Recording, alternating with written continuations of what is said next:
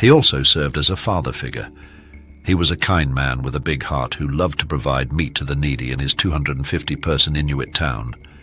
In this icy and ferociously hostile region, the Troup made up 92% of the population. This multiculturally skilled indigenous group is renowned for its singers, sculptors, stone carvers, hunters and artisans. Additionally, it is home to some of the world's strongest individuals. These individuals can endure winters with minimum temperatures of -30 degrees Celsius. Additionally, one of nature's most formidable predators, the enormous polar bear, the greatest creature man has ever seen. Polar bears are extremely rare to see in their natural habitat.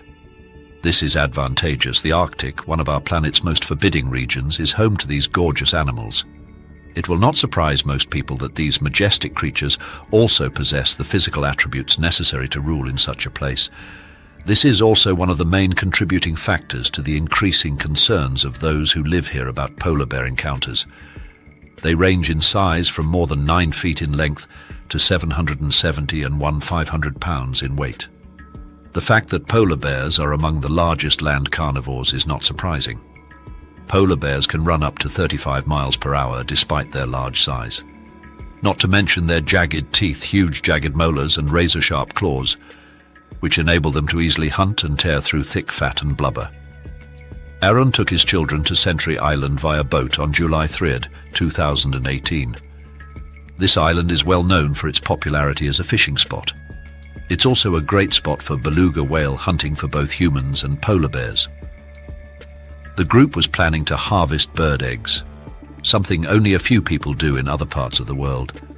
Northern Canada is one of the few countries that can do this, and it is due to its unpolluted wilderness.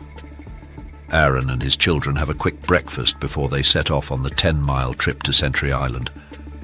The group arrived on the island almost immediately. The children were around elementary school age. The children ran off the boat excitedly and began to do what their age does best. Aaron watches the children closely and then ties the boat to the dock.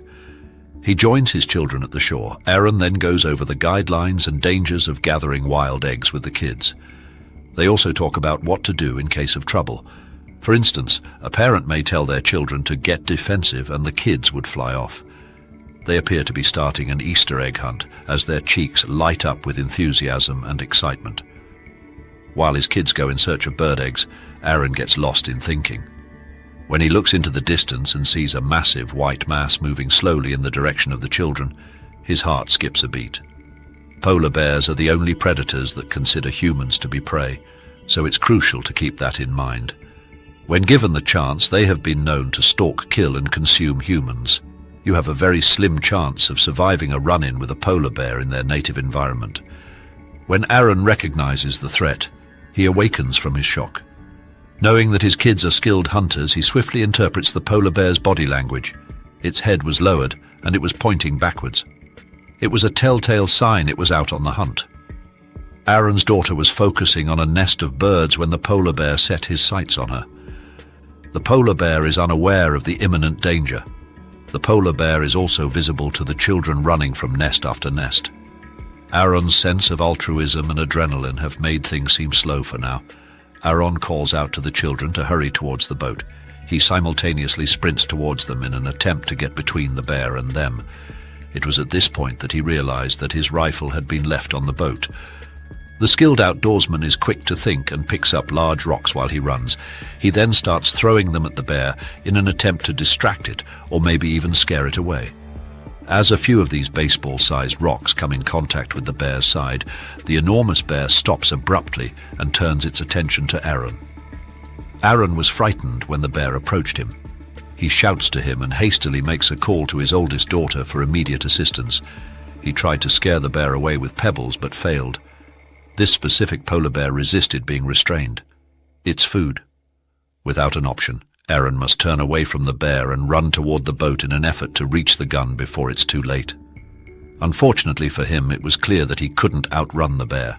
The speedier polar bear came up to Aaron in a matter of seconds, tackled him to the ground and then severely mauled his skull. The children watch helplessly as the giant polar bear begins to mercilessly toss their father on the hard, freezing ground covered in large rocks.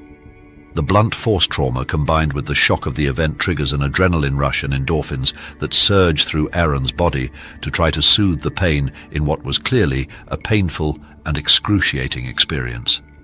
As their father went limp, the children watched in horror as the polar bear began to feed on their father's flesh. The 4 children were rescued by the authorities, who arrived on the scene in a matter of minutes. The bear was also shot and killed immediately after arriving at the scene. Aaron's half-eaten remains, which were then recovered and returned to his family. Aaron's importance to his community as a provider was obviously attributed to them. Not only them, but others were heartbroken by his demise. In response to the attack, Aaron's community's elders noted that 60 years prior, they could do things like sleep under the stars without worrying about polar bears. However, it seems as though the times have changed. The increased number of sightings of polar bears in the community and the fact that these bears actively hunt humans and consider us prey has led to an increase in polar bear sightings. Community members have demanded that the Canadian government increase the number of polar bears allowed to be killed each year in each region. There were more than 300 sightings in the neighborhood of the hamlet in the year 2000.